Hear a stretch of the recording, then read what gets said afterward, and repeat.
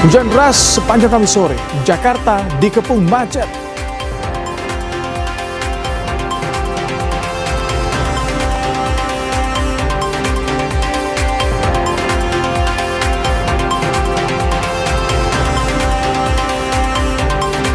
Warga Pradaluki tuntut keadilan meminta para terdakwa penganiaya putranya dihukum berat.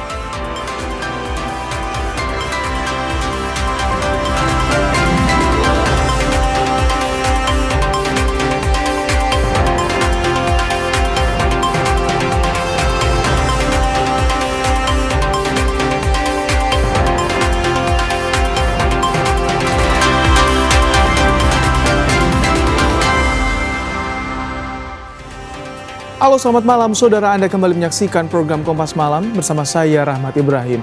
Selain 3 informasi tadi, kami juga masih memiliki informasi lainnya untuk menemani malam hari Anda. Langsung saja kita simak informasi pertama di Kompas Malam saudara. Hujan deras disertai angin kencang membuat pohon beringin di Jalan Dharma Wangsa, Jakarta Selatan tumbang hingga menimpa 4 mobil.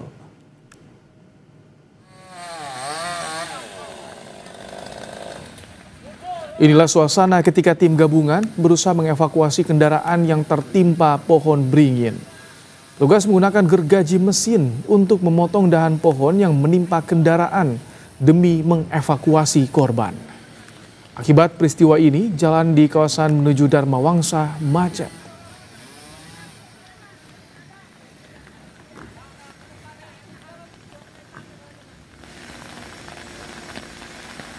Oke, tadi sekitar pukul 3.30 itu ada hujan besar dan angin kencang sehingga menimbulkan salah satu pohon beringin itu tumbang, merobohin 3 unit mobil, 1 kendaraan bermotor yang kami lihat 4 unit mobil ya.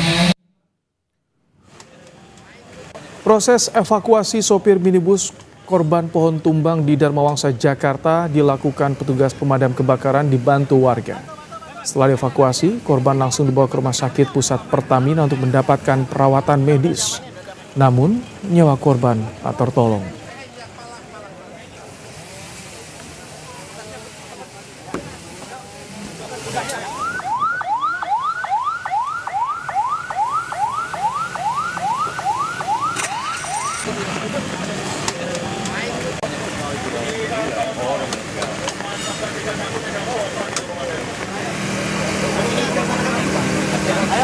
Kejadian pohon tumbang yang mengakibatkan beberapa pengendara menjadi korban terjadi lagi di Jakarta. Kejadian ini terjadi pada Kamis sore di Jalan Dharma Wangsa Raya, Jakarta Selatan. Berikut liputan jurnalis Kompas TV, Benediktus Aditya dan Janivan Prapta di Jalan Dharma Wangsa, Jakarta Selatan. Oke saudara, saat ini saya tengah berada di Jalan Dharma Wangsa Raya, di mana tadi sore di sini sempat terjadi salah satu pohon tumbang begitu ya, yang mengakibatkan beberapa unit kendaraan ini terdampak akibat pohon tumbang tersebut. Nah, untuk melihat di sebelah saya sudah terdapat salah satu mobil yang belum dievakuasi.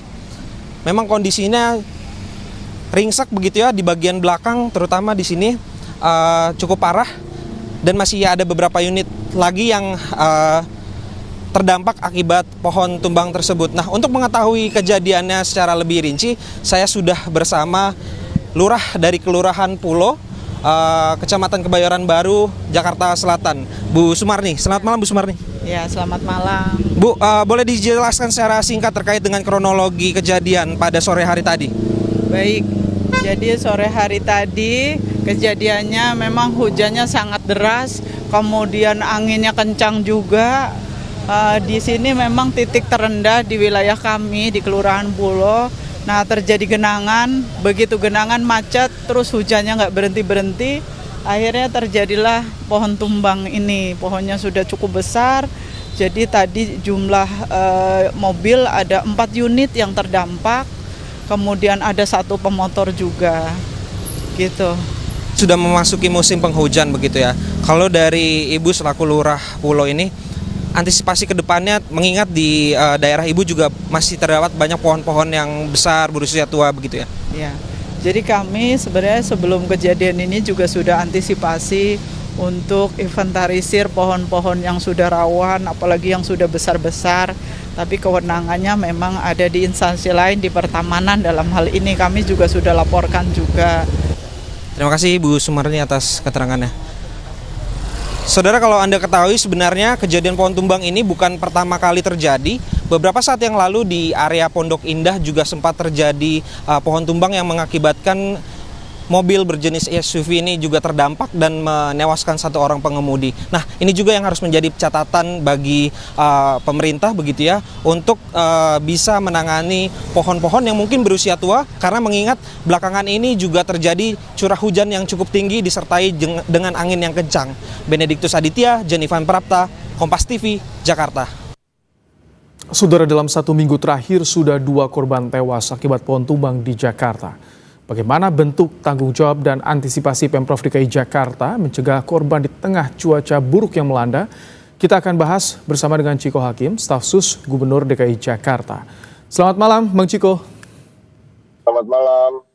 Bang Chiko, ini jadi dalam sepekan 2 yang jadi korban tewas akibat pohon tumbang. Bentuk mitigasi dari Pemprov DKI seperti apa sebetulnya, Bang Chiko? Yang pertama, saya sebagai juru bicara Bapak Gubernur DKI Jakarta Pramono Anung menyampaikan pesan bela sungkawa yang terdalam dari Bapak Gubernur, yang kita tahu pada hari ini pohon tumbang memakan korban jiwa lagi. Semoga almarhum diterima di sisi Tuhan yang Maha Kuasa, ditempatkan di tempat yang terbaik. Itu yang pertama. Yang kedua, tentunya Pemprov DKI Jakarta selama sepanjang tahun 2025 telah melakukan pemangkasan maupun penebangan dengan total jumlah pohon itu kurang lebih 60.000 pohon, dan ini 2 kali lipat bahkan dari tahun 2024. Namun kita tahu tahun ini cuacanya sangat ekstrim, berbicara soal panas-panasnya ekstrim, hujannya ekstrim, dan disertai angin yang kencang, dan tentunya menyebabkan genangan-genangan di mana-mana. Dan ini adalah fenomena alam yang tentunya bukan berarti kita mencari alasan, tetapi tentu kita berupaya maksimal untuk memitigasi ini. Dan Pemprov DKI Jakarta dalam 3 dan 6 bulan ke depan akan melakukan percepatan berkait dengan penanganan pohon-pohon ini. Sebagian besar akan kita lakukan pemasangan penyangga dari pohon-pohon, dan kita juga sudah menginventarisir mana-mana yang sudah tidak layak lagi dan tentunya akan melakukan penebangan.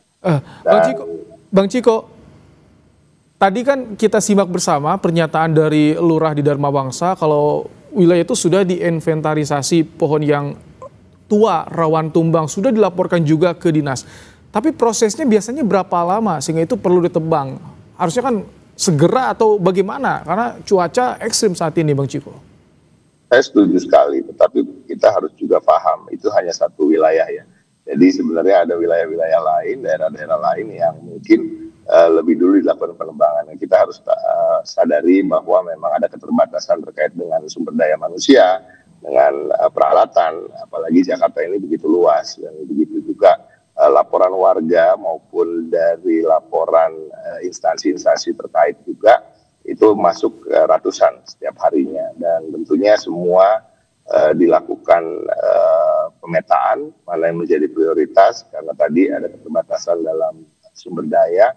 Namun ya kita sangat sayangkan bahwa yang di Dharma Wangsa ini terlambat dalam penanganan, tetapi tentunya ke depan kita akan lebih sigap lagi dan harus kerjasama lintas instansi, tidak bisa hanya Dinas Pertamanan dan Kehutanan misalnya, karena memang tadi cuaca ekstrim, segala sesuatu yang ekstrim perlu juga penanganan yang ekstrim.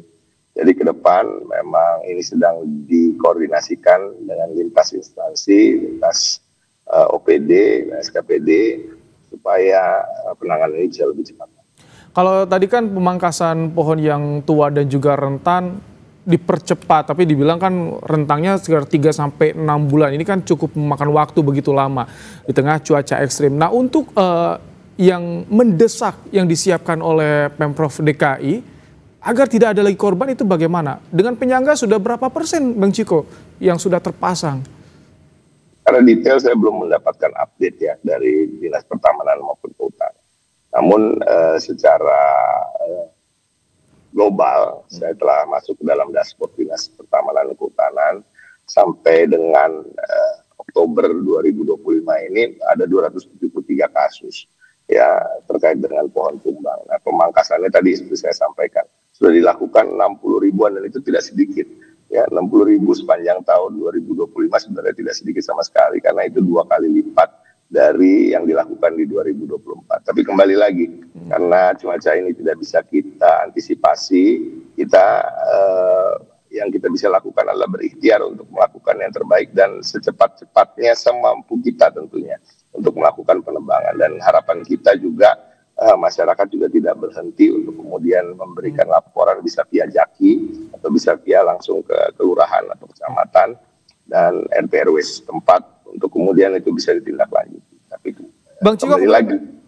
Ini kan kalau bicara soal bagaimana pemangkasan pohon juga ada juga yang mempertanyakan soal kebutuhan untuk penghijauan kota. Tapi di sisi lain soal keselamatan ini yang juga lebih penting.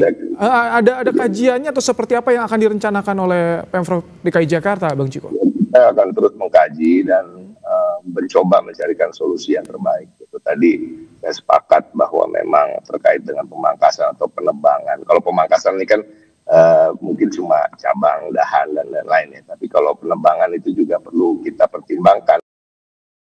Apalagi dari penghijauan kota, apalagi permasalahan kota ini kan bukan hanya hujan, tapi juga polusi yang tentunya salah satunya juga ditangkal dengan keberadaan pohon-pohon dan kerindangan kota itu sendiri. Tetapi kemudian tentu ke depan akan banyak kajian-kajian apakah pohon seperti apa, penghijauan seperti apa yang dibutuhkan.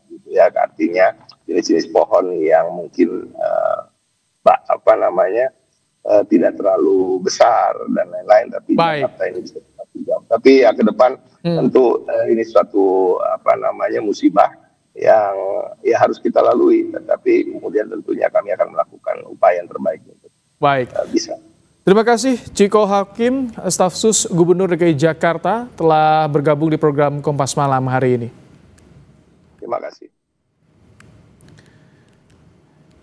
Iya. Sementara itu, saudara, tak hanya soal pohon tumbang, macet juga terlihat di Jalan Semanggi akibat cuaca buruk yang menimpa Jakarta pada Kamis sore. Hingga pukul 20.30 Kamis malam, kepadatan terjadi di tol dalam kota Semanggi arah Cawang. Antrean kendaraan mengular di ruas Jalan Gatot Subroto arah Pancoran, sementara arah sebaliknya mulai lancar.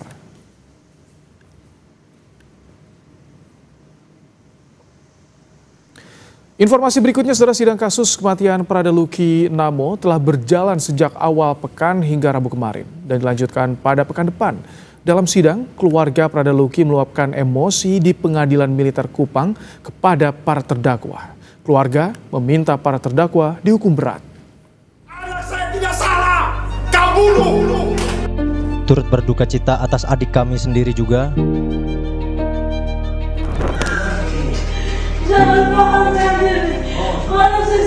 22 terdakwa kasus tewasnya Prada Luki menjalani sidang perdana.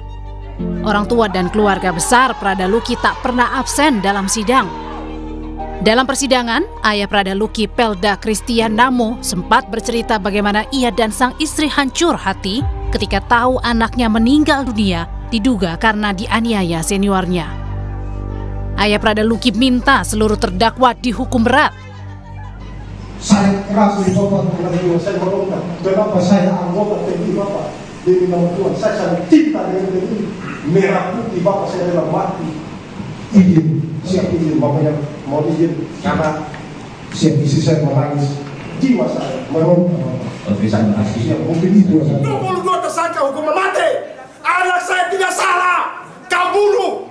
Hukuman mati. Ingat Bapak, sampai dunia tahu. Hukuman mati. Sementara salah satu terdakwa yang diduga menganiaya korban Letda Tarik Singajuru meminta maaf pada keluarga Prada Luki dan berjanji akan bertanggung jawab atas apa yang dilakukan. Turut berduka cita atas adik kami sendiri juga, yaitu anggota kami juga di batalion binaan kami juga. Kami juga meminta maaf atas apa yang kami lakukan dan kami akan bertanggung jawab atas yang kami lakukan. 22 terdakwa menjalani sidang dan dibagi dalam 3 berkas perkara. Para terdakwa dituntut maksimal 9 tahun penjara dan terancam hukuman tambahan berupa pemecatan dari dinas militer atas dugaan perbuatan menganiaya Prada Luki Saputra Namo hingga korban mengalami luka berat dan meninggal di Rumah Sakit Nagekeo pada 6 Agustus 2025. Persidangan terbuka untuk umum dan disiarkan di kanal YouTube agar proses persidangan bisa dimonitor seluruh masyarakat. Sidang akan kembali dilanjutkan pekan depan. Citos Natun, Kompas TV, Kupang, Nusa Tenggara Timur. Kejaksaan Negeri Kota Bandung memeriksa Wakil Wali Kota Bandung, Erwin, dalam kasus dugaan tindak pidana korupsi.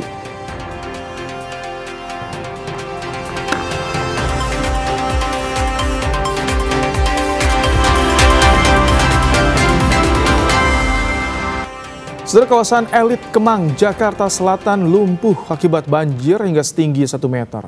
Banjir juga diperparah karena aliran Kali Krukut meluap.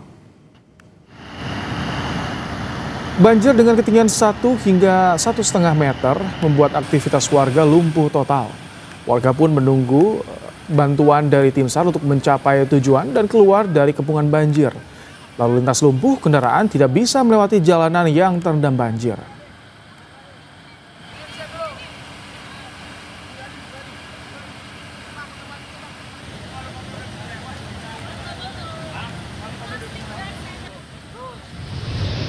Hujan deras mengguyur sejak Kamis sore juga membuat Jakarta dikepung macet akibat sejumlah jalan yang terendam banjir. Genangan air setinggi 40 cm di ruas Jalan Tandean, Mampang Perapatan, Jakarta Selatan membuat lalu lintas tersendat.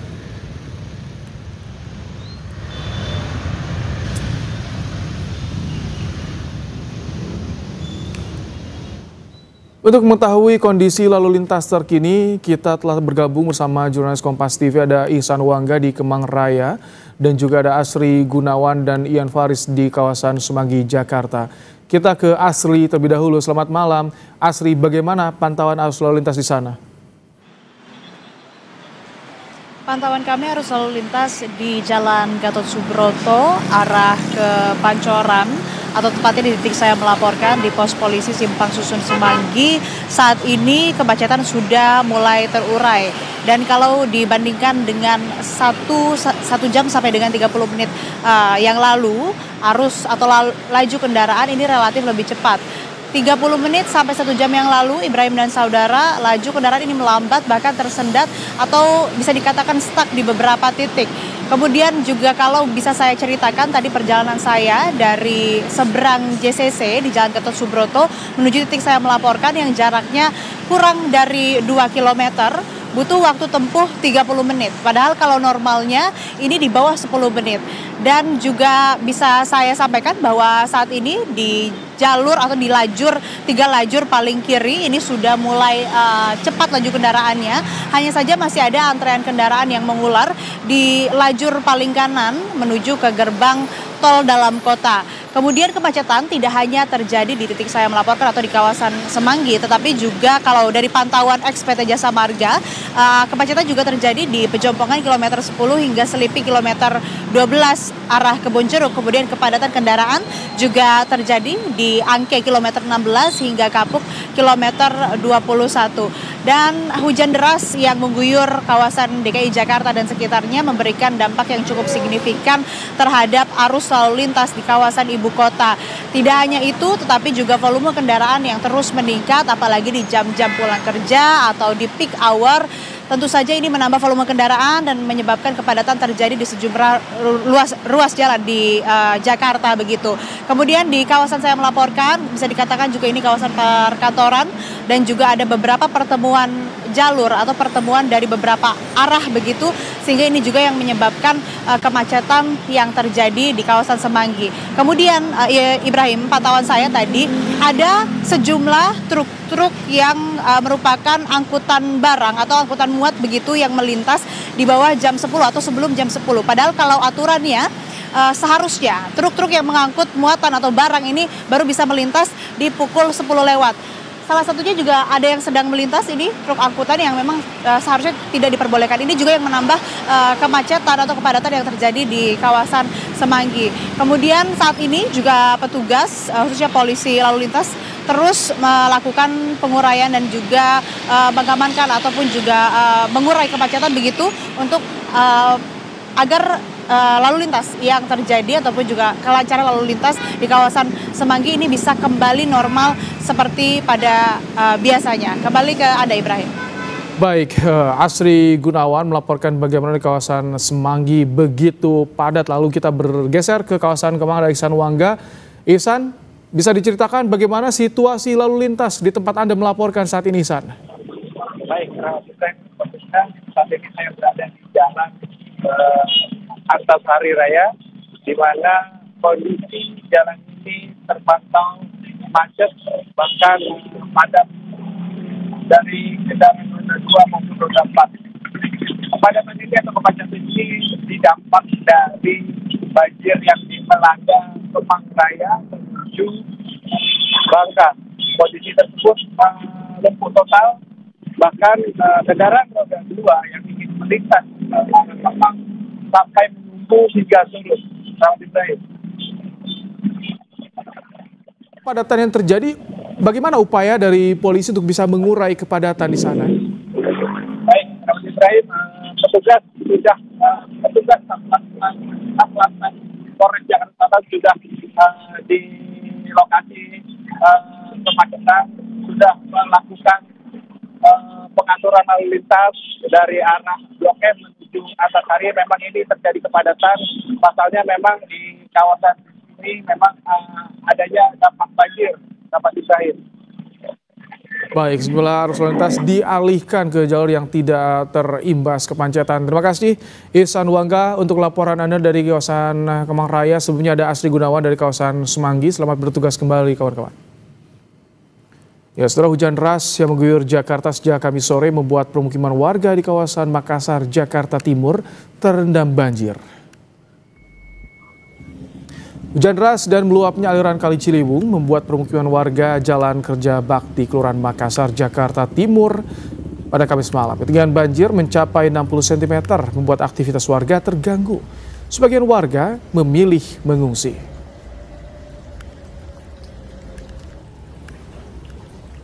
BMKG memprediksi puncak hujan lebat disertai angin yang akhir-akhir ini melanda hampir seluruh wilayah Indonesia, khususnya Jabodetabek, selesai pada bulan April 2026. Disampaikan Kepala BMKG Dwi Korita Karnawati, selesai di bulan April tahun 2026 mendatang.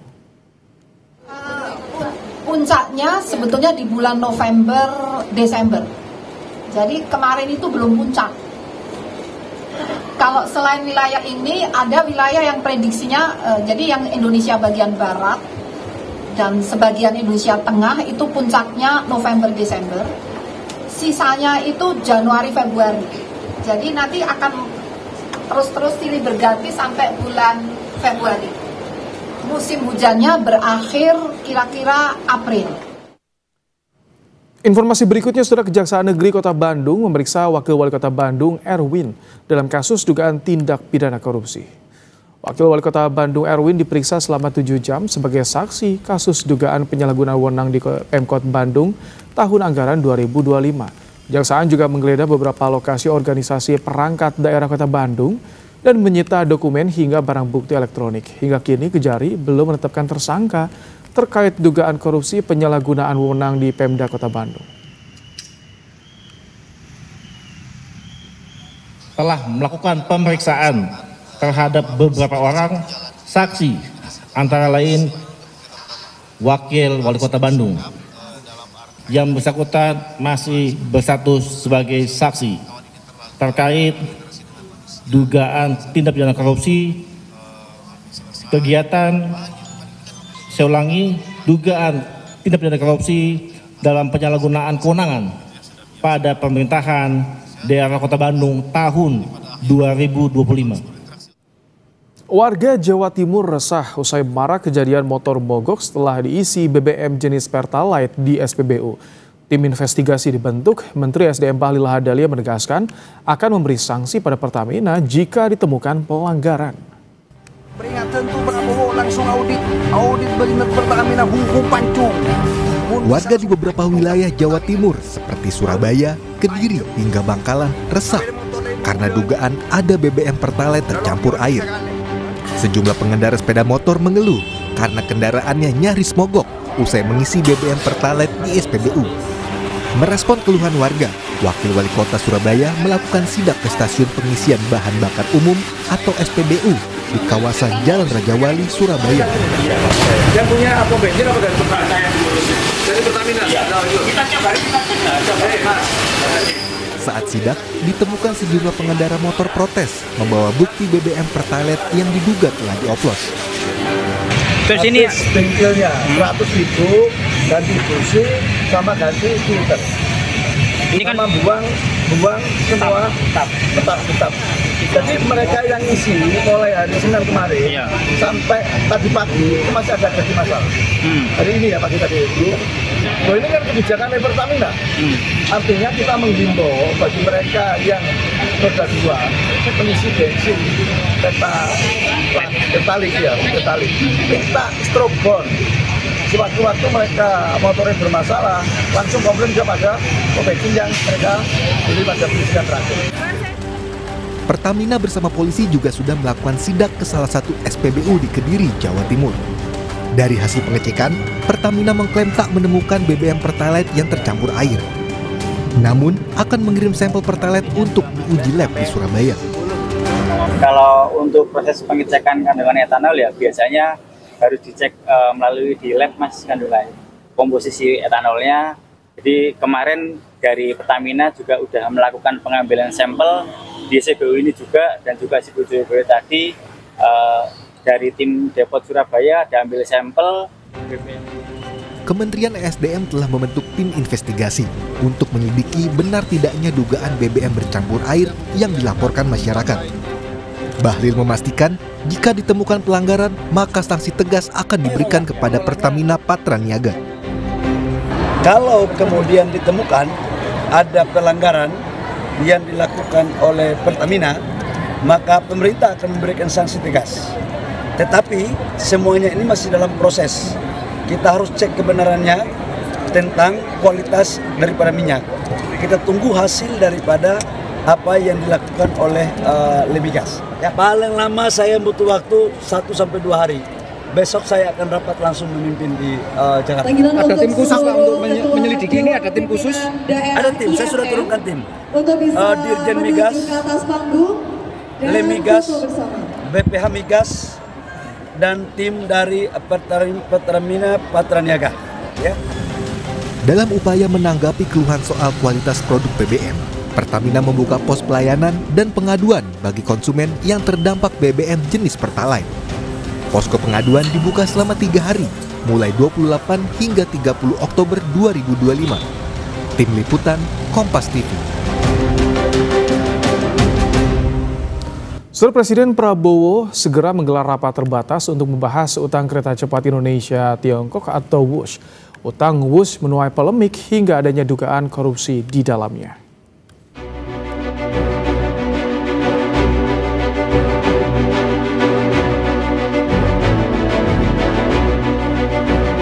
Polemik utang pembiayaan kereta cepat Jakarta-Bandung WUS terus bergulir.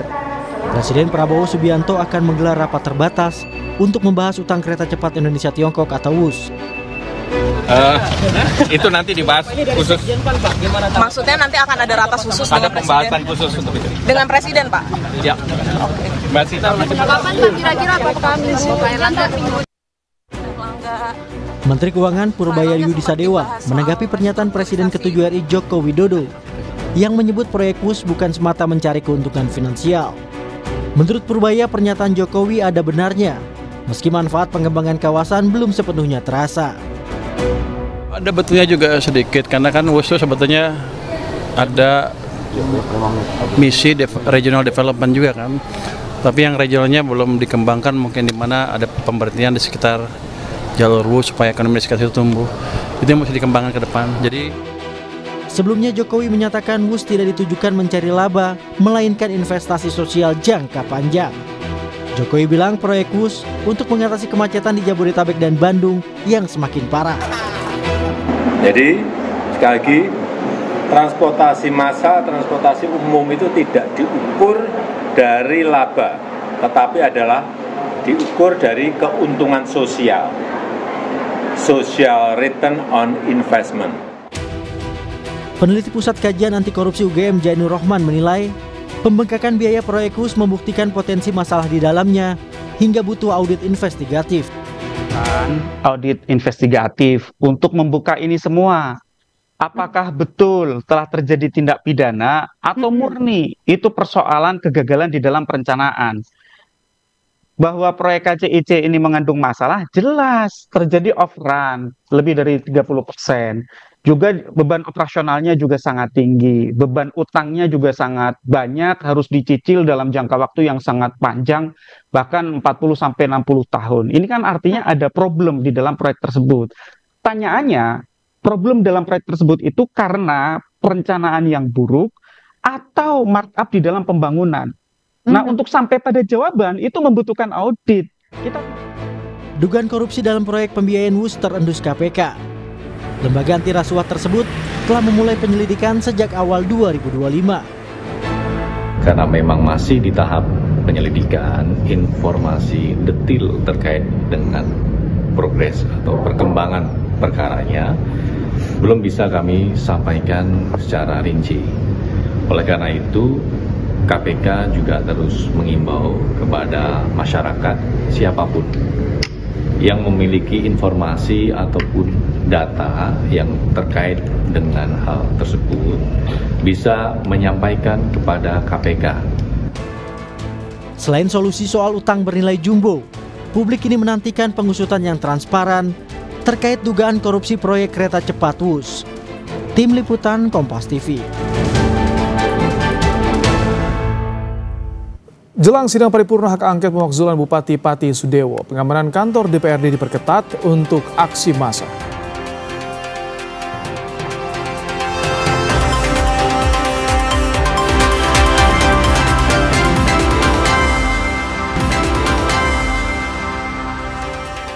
Temuan jasad perempuan penuh luka menggegerkan warga di Maros, Sulawesi Selatan. Polisi pun segera melakukan penyelidikan. Korban diketahui merupakan staf Kelurahan Kalabirang, Kecamatan Bantimurung, Kabupaten Maros. Dari hasil olah TKP, polisi menemukan sebilah senjata tajam. Saat ini polisi masih melakukan penyelidikan.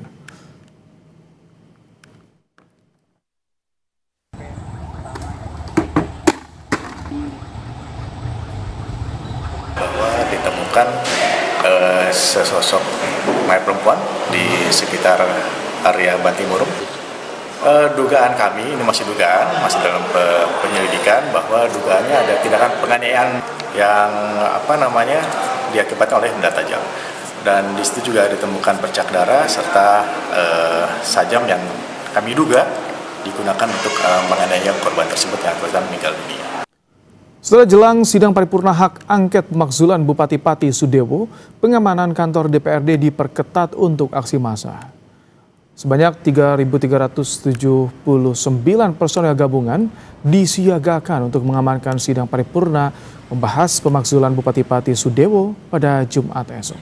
Sidang paripurna digelar terbuka, namun hanya anggota DPRD dan media yang diperkenankan masuk ke ruang rapat. Kerawanan tentu aja ada di DPRD ya. Nanti titik kerawanan di DPRD. Kemarin kami sudah koordinasi dengan Ketua Dewan, juga koordinasi dengan Sekwan, pola pengamanan di sidang paripurna ini ya. Ini terbuka untuk umum ya, tapi tidak dihadiri kedua kubu di ruang rapat. Namun bisa disaksikan via live streaming dan sebagainya lewat media. Personil yang kita siapkan untuk mengamankan itu seluruh kegiatan ini ya sekitar 3.379 personil. Dari beberapa daerah lain juga ya? Iya, semuanya. Jadi ini gabungan dari Polda dan juga Polres. Gubernur Jawa Tengah Ahmad Lutfi meminta warga Pati tetap tenang jelang sidang paripurna hak angket pemakzulan Bupati Sudewo yang akan dilaksanakan pada Jumat esok. Sesuai dengan ketentuan yang berlaku, jadi silakan aja serahkan kepada DPRD yang akan nanti memutus. Jadi masyarakat sampai untuk tenang, serahkan kepada mekanisme yang sudah berjalan. Bagaimana situasi terkini jelang rapat paripurna DPRD Pati soal hak angket pemakzulan Bupati Sudewo?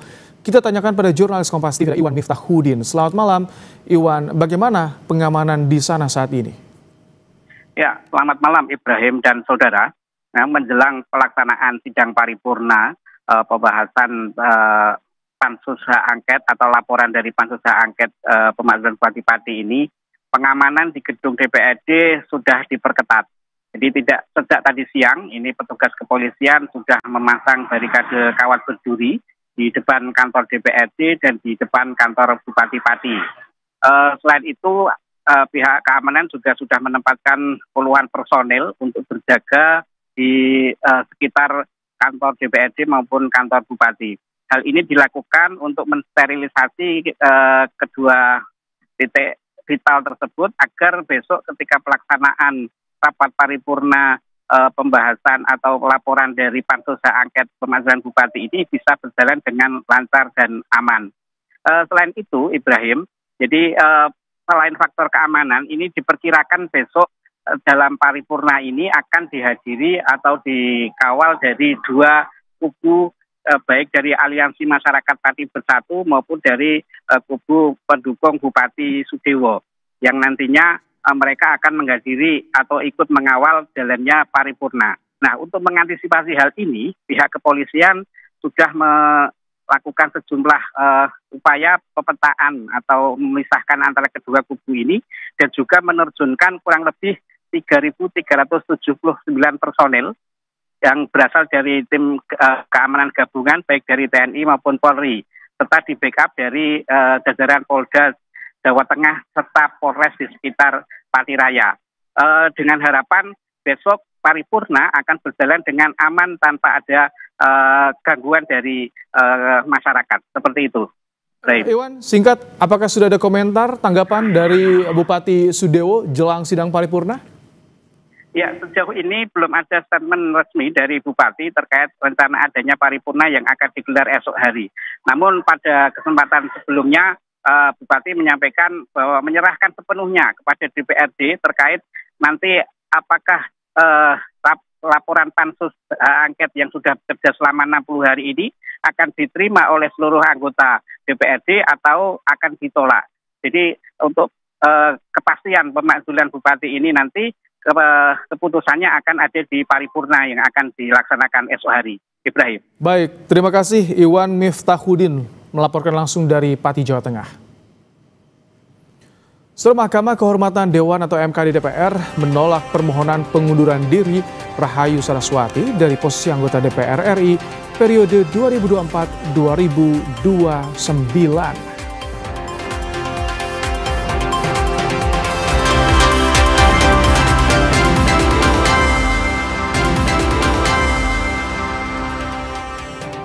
Truk tronton yang dijadikan mobil derek ludes terbakar. Api diduga berasal dari korsleting pada bagian mesin mobil. Subloader terbakar, naik ke alat di... Kebakaran menghanguskan sebuah tronton yang tengah beroperasi di area perusahaan traktor di Jalan Harun Sohar, Sukarami, Kota Palembang. Insiden itu terjadi saat tronton yang diperuntukkan sebagai towing hendak memindahkan alat berat. Tiba-tiba api muncul dari komponen mesin dan menyambar ke bagian lain. Kebakaran dapat dipadamkan setelah satu mobil damkar dikerahkan ke lokasi.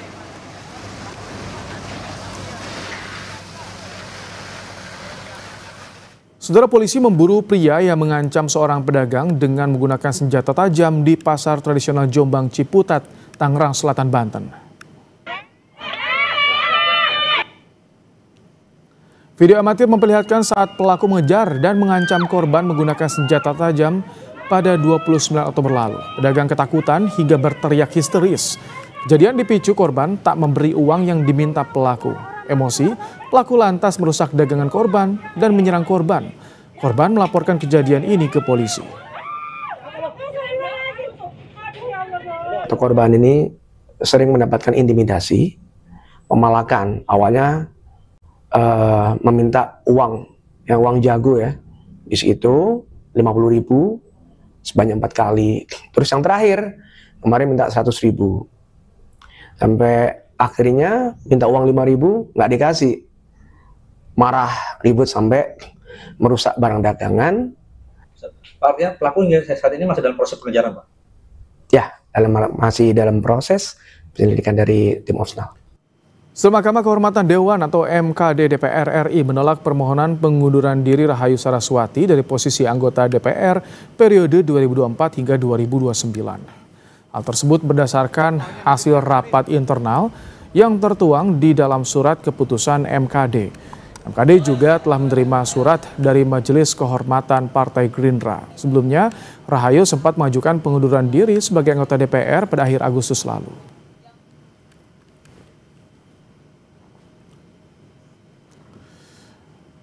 Dalam keterangan tertulisnya, MKD bilang setelah melakukan pembahasan dan mempertimbangkan aspek hukum, ketentuan tata cara ber-MKD, serta putusan Majelis Kehormatan Partai Gerindra, MKD DPR RI memutuskan bahwa Saudari Rahayu Saraswati tetap sebagai anggota DPR RI periode 2024-2029. Saudara, Polda Metro Jaya masih mengusut kasus dugaan pencemaran nama baik yang dilaporkan Presiden ke-7 Joko Widodo terhadap Roy Suryo CS terkait tudingan ijazah palsu. Kabid Humas Polda Metro Jaya Brigjen Ade Arysyami Indradi menyebut laporan Presiden Republik Indonesia ke-7 Joko Widodo terhadap Roy Suryo CS masih lanjut. Proses pengumpulan fakta terus dilakukan di Treskrimum Polda Metro Jaya. Polisi memastikan bekerja sesuai prosedur. Masih berlangsung ya, karena proses penyidikan itu mengumpulkan fakta-fakta. Penyidik dari Direktorat Reskrimum masih terus bekerja melakukan tahapan penyidikan, mengumpulkan fakta-fakta. Dalam proses penyidikan itu ada SOP-nya. SOP-nya itu dilakukan secara prosedural dan profesional. Usai jeda, Kompas Malam akan kembali dengan informasi lainnya. Tetap bersama kami.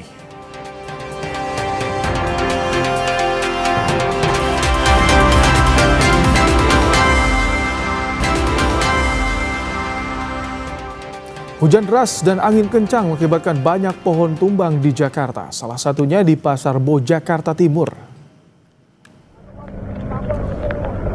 Pohon setinggi 2 meter tumbang hingga menutup ruas Pasar Rebo pada Kamis sore. Akibatnya kemacetan panjang lalu lintas terjadi di kedua arah. Pohon tumbang dipindahkan petugas damkar bersama PPSU Pasar Rebo.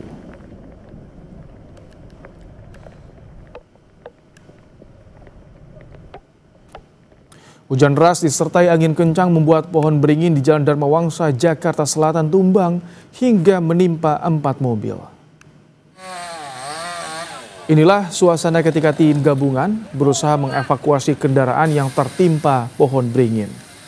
Tugas menggunakan gergaji mesin untuk memotong dahan pohon yang menimpa kendaraan demi mengevakuasi korban. Akibat peristiwa ini, jalan di kawasan menuju Dharma Wangsa macet.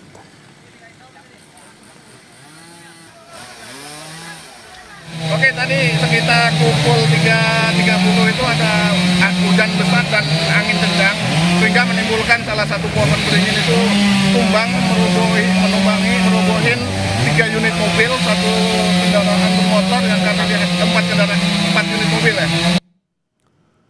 Proses evakuasi sopir minibus korban pohon tumbang di Dharma Wangsa, Jakarta dilakukan petugas pemadam kebakaran dibantu warga. Setelah dievakuasi, korban langsung dibawa ke Rumah Sakit Pusat Pertamina untuk mendapatkan perawatan medis. Namun nyawa korban tidak tertolong.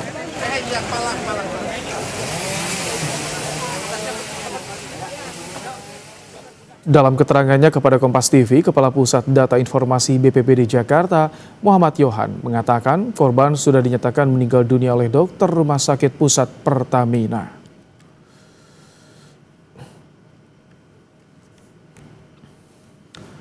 Saudara, informasi tadi jadi penutup sajian Kompas Malam hari ini. Jangan lupa cukupi kebutuhan air mineral Anda setiap hari dan rasakan kesejukannya.